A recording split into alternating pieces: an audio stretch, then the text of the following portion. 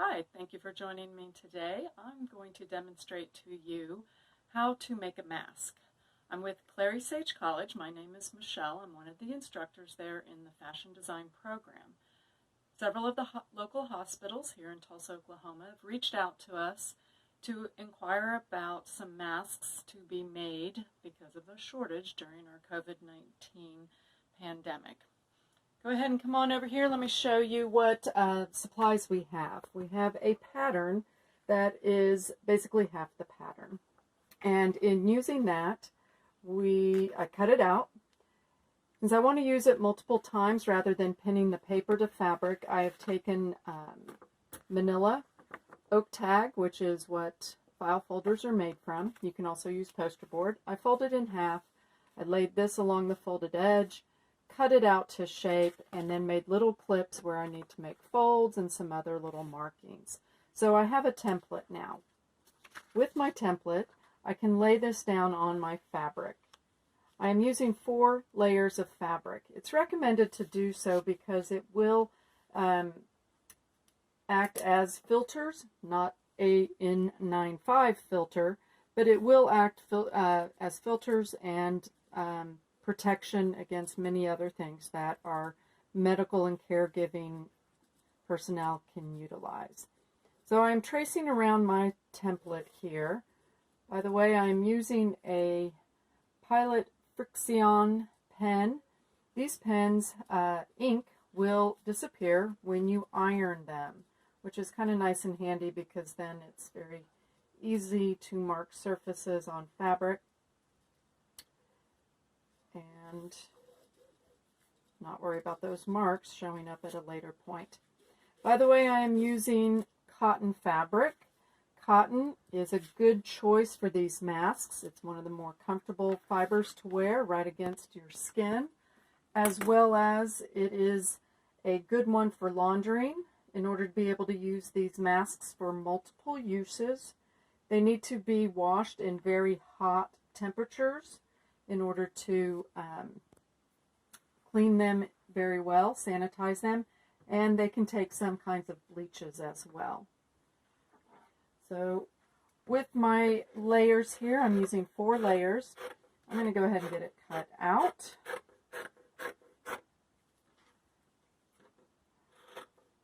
Another thing that was recommended to me is to actually use 2 different kinds of fabrics for the outer layer and the inside layer, so that the person wearing the mask, as they need to utilize it all day, if they remove it, they remember which side was the one exposed to their face and which side was to the outside and exposed to anything else. So wherever I had those little clips, I am going to clip with the tip of the scissors, not very deep, but this way it transfers all markings to the layers underneath. Over here. Did I get that last set? Nope. Okay. So that takes care of our main piece. Next, we will also need strips. This is in lieu of elastic. Right now in Tulsa, Oklahoma, it is very hard to find any elastic, and I've used anything I've had on hand. The other concerns with elastic is it may not hold up to multiple washings in heat, as well as the the ties give more adjustability and flexibility for people with different size heads. So that is an option. If you don't have, or if you don't want to do the ties and you have elastic, you can use that. Another thing that I am utilizing is a bit of wire. This is millinery wire. It's used in making hats. And this will go over the nose area, which is the more flat area. This pointed one is for under the chin. And this will allow the wearer to be able to pinch the mask closer to the skin for a closed-off secure top edge. It'll also prevent, if the wearer has glasses or any kind of face shield, the tendency for those to get fogged up when the wearer is wearing it. This will help eliminate that. Not everybody's going to have millinery wire on hand, so you can also use pipe cleaners. I am cutting those to 6 inches long on each of them. And to also help protect the ends here on that for the wearer and for laundering, I'm going to go ahead and fold in about a 1/2 inch on each end.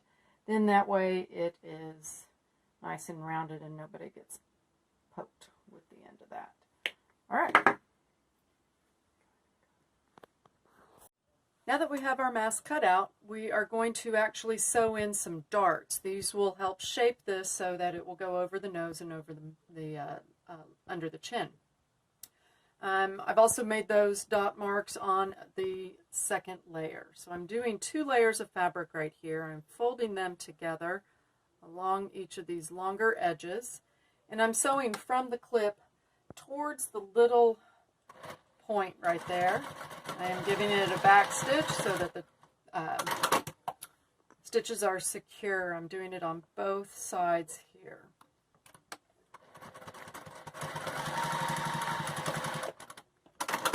And I would do it to my other set.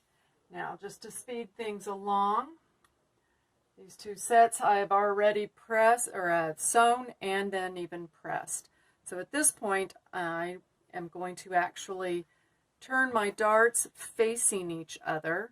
That way they'll be totally enclosed in here. And I'll baste all 4 of my layers together.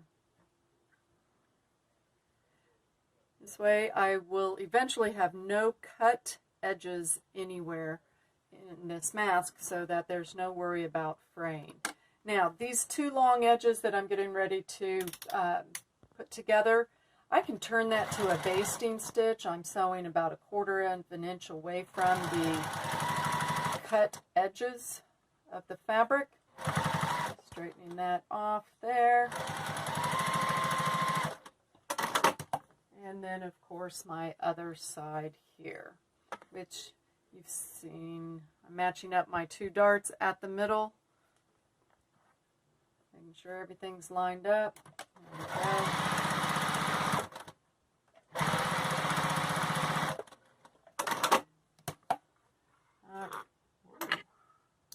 That time it did not cut it very well.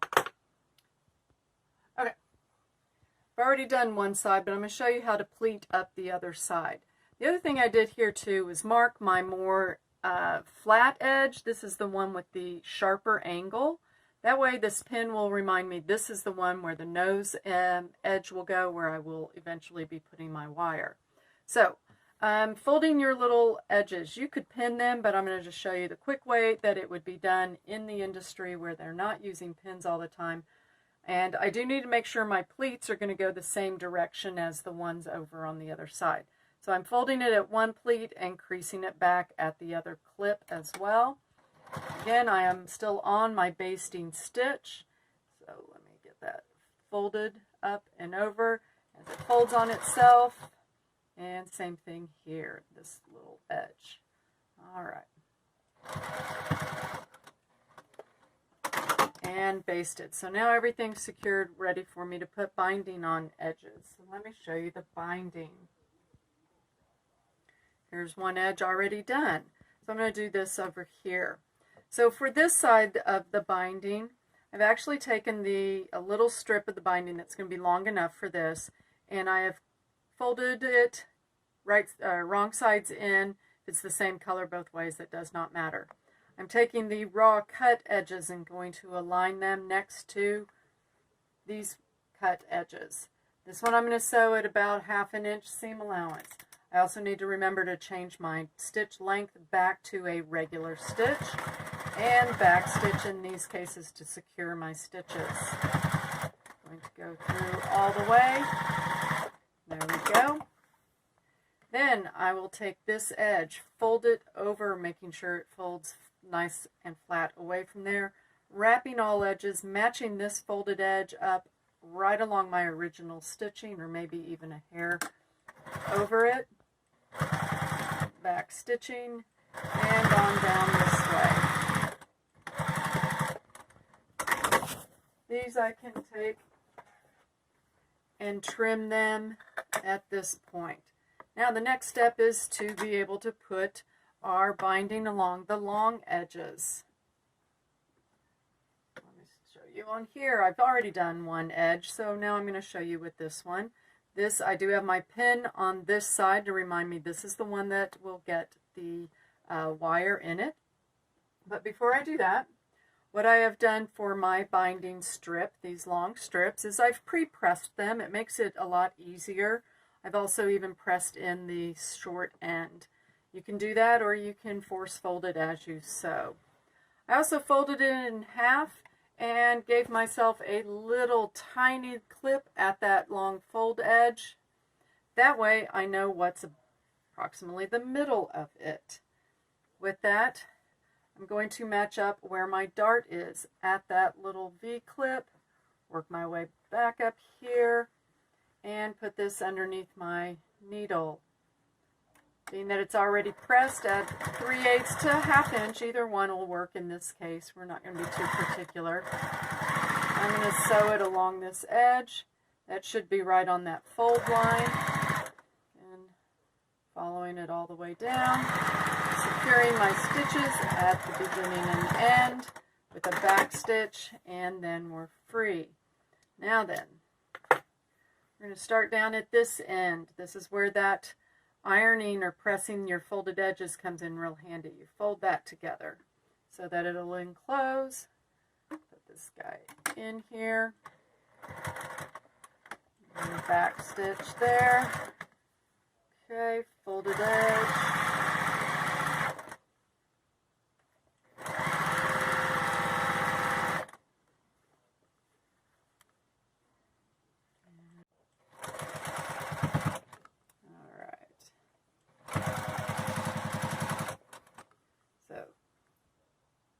I'm going to get just past my halfway mark here.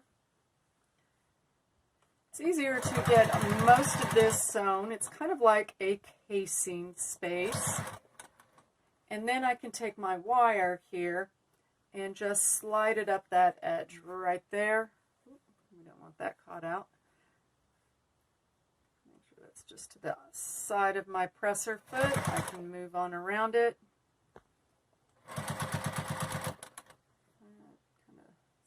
There, but that's all right. I'll be able to catch it. This on over, and then on down this edge here.